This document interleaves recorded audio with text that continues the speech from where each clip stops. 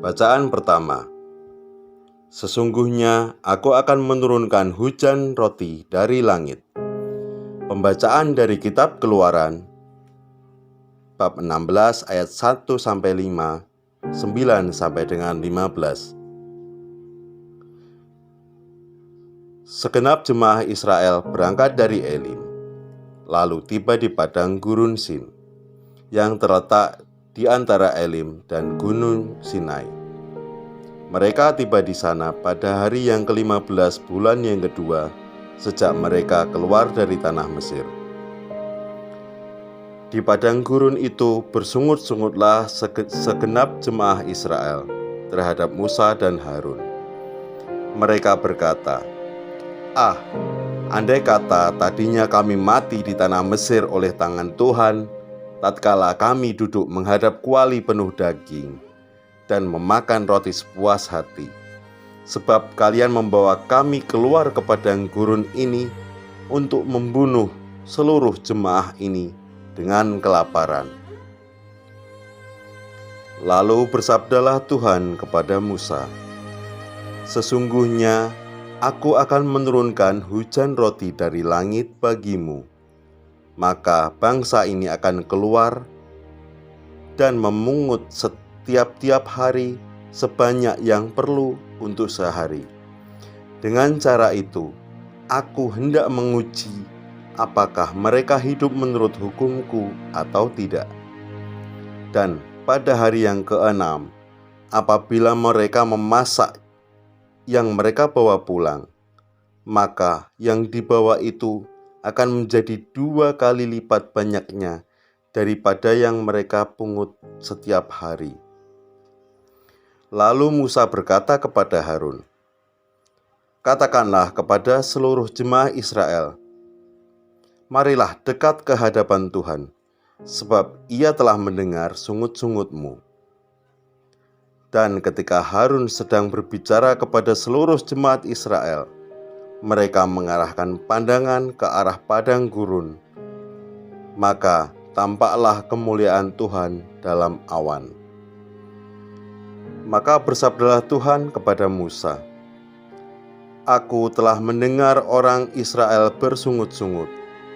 Katakanlah kepada mereka bahwa pada waktu senja kalian akan makan daging, dan pada waktu pagi kalian akan makan roti sampai kenyang. Maka kalian akan tahu bahwa akulah Tuhan Allahmu. Pada waktu petang, datanglah berduyun-duyun burung puyuh menutupi perkemahan mereka. Dan pagi harinya terhamparlah embun sekeliling perkemahan. Setelah embun menguap, tampaklah pada permukaan gurun sesuatu yang halus mirip sisik, halus seperti embun yang membeku di atas tanah. Mereka melihat itu, dan umat Israel saling bertanya-tanya, apakah ini? Sebab mereka tidak tahu apa itu. Lalu berkatalah Musa, inilah roti yang diberikan Tuhan menjadi makananmu. Demikianlah sabda Tuhan.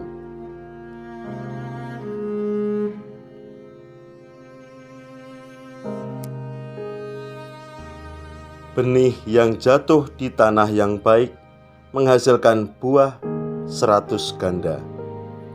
Inilah Injil Yesus Kristus menurut Matius. Pada suatu hari, Yesus keluar dari rumah dan duduk di tepi danau.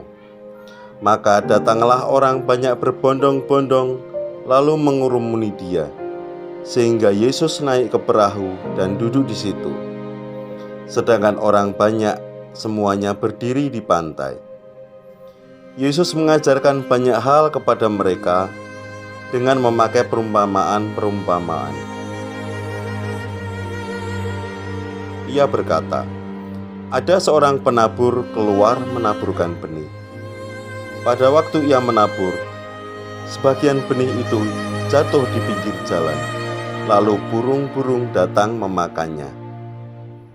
sebagian jatuh di tanah yang berbatu-batu, yang tidak banyak tanahnya. Lalu benih itu pun segera tumbuh karena tanahnya tipis. Tetapi sesudah matahari terbit, layulah tumbuhan itu dan menjadi kering, karena tidak berakar. Sebagian lagi jatuh di semak duri, lalu makin besarlah semak itu dan menghimpitnya sampai mati. Dan sebagian jatuh di tanah yang baik, lalu berbuah. Ada yang 100 ganda, ada yang 60 ganda, ada yang 30 ganda. Barang siapa bertelinga untuk mendengar, hendaklah ia mendengarkan. Demikianlah Injil Tuhan.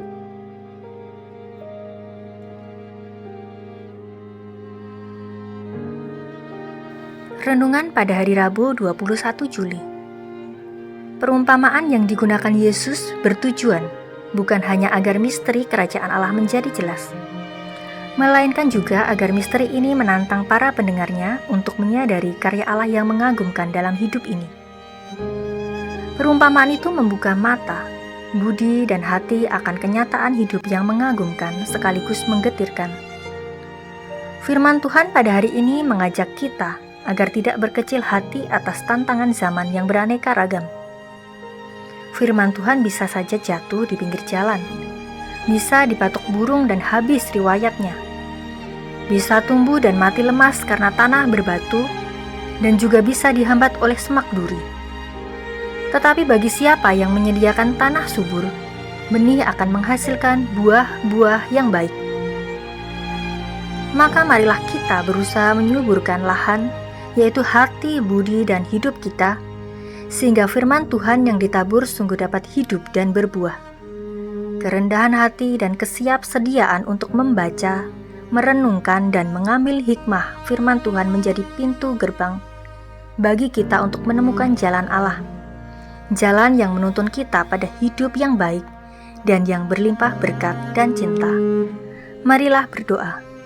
Ya Tuhan, kami siap mendengar dan melaksanakan firman-Mu. Semoga Engkau memberkati usaha kami sehingga hidup kami menghasilkan buah yang lezat bagi keluarga, masyarakat, dan dunia. Amin.